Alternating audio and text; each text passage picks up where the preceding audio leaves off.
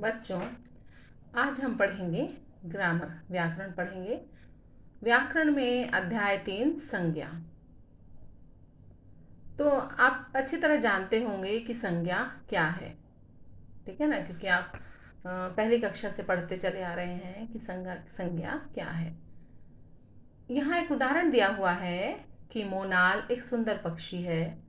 यह ऐसे पहाड़ी क्षेत्रों में पाया जाता है जहाँ सर्दी और गर्मी समान रूप में होती है। मोनाल के सिर पर मोर की तरह सुंदर कलगी होती है। इसकी कलगी के रंग में हरापन होता है। मोनाल नेपाल का राष्ट्रीय पक्षी है। ये आप साइड में आप चित्र भी देख रहे होंगे, है ना। कुछ कुछ ये मोर जैसा दिख रहा है, लेकिन इसकी पूंछ वगैरह जो है वो मोर से अलग है। ये पक्षी का नाम है मोनाल। तो यहाँ पर मोनाल पक्षी, पहाड़ी क्षेत्र, सर्दी, गर्मी, सिर, मोर, कलगी, रंग, हरापन, नेपाल, ये जो शब्द हैं ये है संज्ञा। क्योंकि संज्ञा क्या है कि किसी प्राणी, वस्तु, स्थान या भाव के नाम को हम संज्ञा कहते हैं। आप पहली कक्षा से पढ़ते चले आ रहे हैं ना, संज्ञा तो हमेशा से पढ़ा है आपने।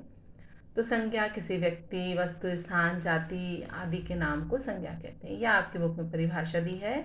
किसी प्राणी, वस्तु, स्थान, भाव आदि के नाम को हम संज्ञा कहते हैं। अब आगे हम चलते हैं कि संज्ञा के भेद। संज्ञा तो क्लियर हो गया कि किसी भी प्राणी का नाम, मोहन, सोहन, राम, रहीम, ठीक है ना, ये सब प्राणी का नाम। वस्तु का नाम जैसे मेज़, पुस्तक, मोबाइल, पेन, पेंसिल, ये सब वस्तु का नाम। स्थान का नाम जैसे किशनगढ़, अजमेर, जयपुर, बॉम्बे, दिल्ली, ये सब स्थान के नाम हैं। और भाव, भाव क्या होता है कि जो हम महसूस करते हैं, भाव, ठीक है, जैसे सर्दी, गर्मी, हरापन, बुढ़ापा, जवानी, ठीक है ना, मधुरता, तो ये सब, मिठास, ये सब क्या है, भाव है, ठीक है ना। तो इन सबके नाम को हम क्या कहते हैं, संज्ञा कहते हैं। अब आगे प्रश्न आता है कि संज्ञा के कितने भेद हैं। तो भाई संज्ञा के 3 भेद हैं: व्यक्तिवाचक संज्ञा, जातिवाचक संज्ञा और भाववाचक संज्ञा। बहुत आसान सा 3 भेद है। व्यक्तिवाचक संज्ञा, जैसे नाम से ही प्रतीत हो रहा है कि किसी भी प्राणी, वस्तु या स्थान का बोध कराने वाले शब्द जो होते हैं व्यक्तिवाचक संज्ञा कहलाते हैं। प्राणी जैसे कि राम, मोहन, सोहन, है ना। अब यहाँ पर जैसे मोनाल नाम दिया, मोर, शेर, ये सब किस में आ जाएंगे, प्राणी में आ जाएंगे। वस्तु जैसे पंखा है, पंखा, पेन, पेंसिल, कलम, पुस्तक, कॉपी, आपका टिफ़िन, है ना, वो पानी की बोतल, ये सब वस्तु में आ जाएगा। और उसके बाद क्या बोलते हैं, स्थान, तो स्थान में कोई भी नाम आएगा, स्थान का नाम, है ना। जैसे जिस क्षेत्र में आप रहते हैं, या अजमेर है, किशनगढ़ है, ठीक है, जयपुर, फिर जो अपनी कॉलोनीज़ के नाम होते हैं वो सब किस में आ जाएंगे, स्थान में आ जाएंगे, है ना। जैसे अजमेर में है भाई रामगंज, जॉन्सगंज, वैशाली नगर, शास्त्री नगर, ये सब स्थान। तो कहने का अर्थ है व्यक्तिवाचक संज्ञा क्या है कि किसी भी प्राणी, वस्तु या स्थान का बोध कराने वाले शब्द जो कि किसी विशेष व्यक्ति की पहचान है ना। किसी प्राणी, जैसे हमने क्लास में, जैसे मैंने कहा हेमंत, तो पूरी क्लास में एक हेमंत जो है वो खड़ा होगा बच्चा, क्यों, क्योंकि वो उसकी पहचान है, वो उसका नाम है ना। टीचर कहते हैं भाई आप बुक निकालिए, हिंदी की बुक निकालिए, किताब निकालिए, तो आप हिंदी किताब निकालते हैं क्योंकि वो उसकी पहचान है, स्थान, है ना। तो स्थान उसकी खुद की पहचान है। तो ऐसे शब्द जो कि किसी प्राणी, वस्तु, स्थान का बोध, उसका ज्ञान कराते हो, व्यक्तिवाचक संज्ञा कहलाते हैं।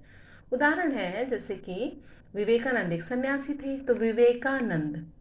व्याकरण भारती एक पुस्तक है, तो व्याकरण भारती, ये मतलब अब जैसे पुस्तक शब्द, पुस्तक आ जाएगा, है ना। तो पुस्तक जो है वो तो जातिवाचक संज्ञा में आएगी, लेकिन व्याकरण भारती वो व्यक्तिवाचक में है, पुस्तक किसमें आएगी, जातिवाचक में। लेकिन जब हम बात करते हैं केवल संज्ञा की तो पुस्तक संज्ञा है, लेकिन जब हम बात करते हैं भेद की तो उसमें व्याकरण भारती वो पुस्तक तो जातिवाचक में आ जाएगी, लेकिन व्याकरण भारती किस में आएगी, व्यक्तिवाचक संज्ञा। अब जैसे केरल एक राज्य है तो केरल राज्य का नाम केरल, तो केरल जो है वो व्यक्तिवाचक संज्ञा में आएगा। ठीक है, तो ये तो है व्यक्तिवाचक जो किसी विशेष व्यक्ति, वस्तु, स्थान आदि का बोध कराता है, वो तो होता है व्यक्तिवाचक संज्ञा। अब इसके बाद दूसरा हम पढ़ेंगे जातिवाचक संज्ञा। तो जातिवाचक संज्ञा में क्या होगा आपका,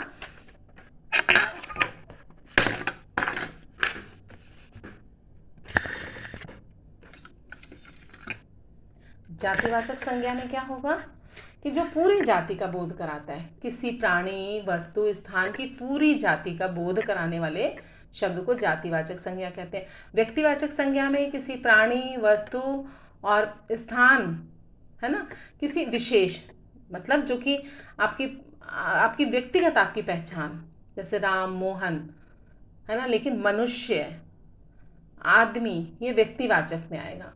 तो किसी प्राणी, वस्तु, स्थान की पूरी जाति का बोध। अब आपको व्यक्तिवाचक और जातिवाचक में अंतर समझ में आ गया होगा। किसी विशेष व्यक्ति, वस्तु, स्थान आदि के नाम को, विशेष मतलब जो उसकी अपनी पहचान है खुद की, वो व्यक्तिवाचक में आएगा।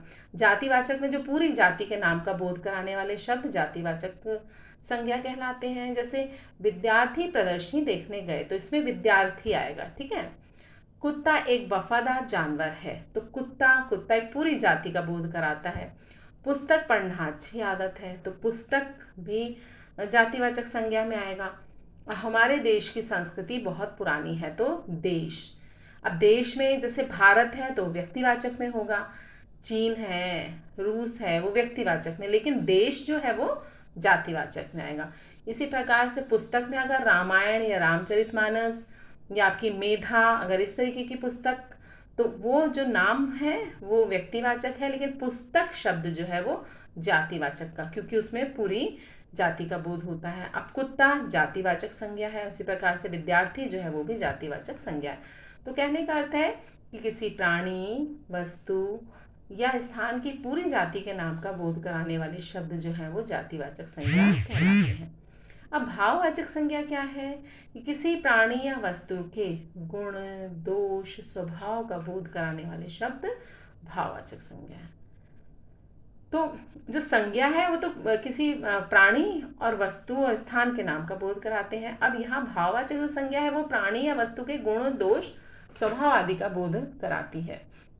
उदाहरण देखिए आप, ईमानदारी एक श्रेष्ठ गुण है, तो इसमें ईमानदारी। विनम्रता व्यक्ति का आभूषण है, तो विनम्रता। कृष्ण और सुदामा। अब अगर मैं जैसे एक आपको वाक्य देती हूँ और कहती हूँ कि भाई आप संज्ञा को रेखांकित करें और आप बताएं, इसके भेद बताएं, तो ये एक वाक्य आपके सामने है कि कृष्ण और सुदामा के बीच गहरी मित्रता थी। तो जब मैं कहूँगी आपको मान लो एक प्रश्न देती हूँ कि इसमें आप संज्ञा को रेखांकित करें और उसके भेद बताएं, तो कृष्ण और सुदामा को भी आप रेखांकित करेंगे, लेकिन वो आ जाएगा व्यक्तिवाचक संज्ञा। और यहाँ पर जो मित्रता है, तो मित्रता है भाववाचक संज्ञा। तो कहने का अर्थ है भाव जो हम महसूस करते हैं, जो दिखाई नहीं पड़ता हमको, ठीक है ना, मतलब किसी का गुण, तो इसमें भाववाचक संज्ञा में क्या आता है, किसी भी प्राणी या वस्तु के गुण, दोष, दशा, अवस्था भी आती है, स्वभाव भी आता है। ठीक है ना, जैसे कि राम गुस्सैल लड़का है, तो गुस्सैल जो है वो भाववाचक में आ जाएगी, क्योंकि वो उसका स्वभाव है ना। जैसे विनम्रता भी स्वभाव है, लेकिन राम गुस्सैल है, तो गुस्सैल किस में आएगा, भाववाचक संज्ञा में। तो ये जो आपको उदाहरण दिए गए हैं कि ईमानदारी श्रेष्ठ गुण है, इसमें ईमानदारी आएगा। विनम्रता व्यक्ति का आभूषण है, तो विनम्रता। और कृष्ण और सुदामा के बीच गहरी मित्रता थी, तो मित्रता। ईमानदारी, विनम्रता और मित्रता जो है ये भाववाचक संज्ञा है। आगे भी संज्ञा के दो भेद और माने जाते हैं, द्रव्यवाचक संज्ञा और समूहवाचक संज्ञा। अब हम कल आगे का पढ़ेंगे। आज हमने ये जाना कि संज्ञा किसे कहते हैं। तो किसी व्यक्ति, वस्तु, स्थान और जाति के नाम को संज्ञा कहते हैं। तो व्यक्ति के नाम, क्योंकि आप प्राणी का नाम ले लीजिए, किसी प्राणी, वस्तु, स्थान और जाति के नाम को संज्ञा कहते हैं। संज्ञा के 3 भेद हैं। व्यक्तिवाचक संज्ञा, तो वो संज्ञा शब्द जो किसी विशेष व्यक्ति, वस्तु, स्थान और जाति का बोध कराते हैं, वो तो होंगे व्यक्तिवाचक संज्ञा। जातिवाचक संज्ञा, किसी प्राणी, वस्तु या स्थान की पूरी जाति के नाम का बोध कराने वाले शब्द जातिवाचक संज्ञा कहलाते हैं। भाववाचक, किसी प्राणी या वस्तु के गुण, दोष, स्वभाव का बोध कराने वाले शब्द भाववाचक संज्ञा कहलाते हैं। तो आज के लिए इतना ही काफ़ी। कल हम आगे का अध्याय देखेंगे।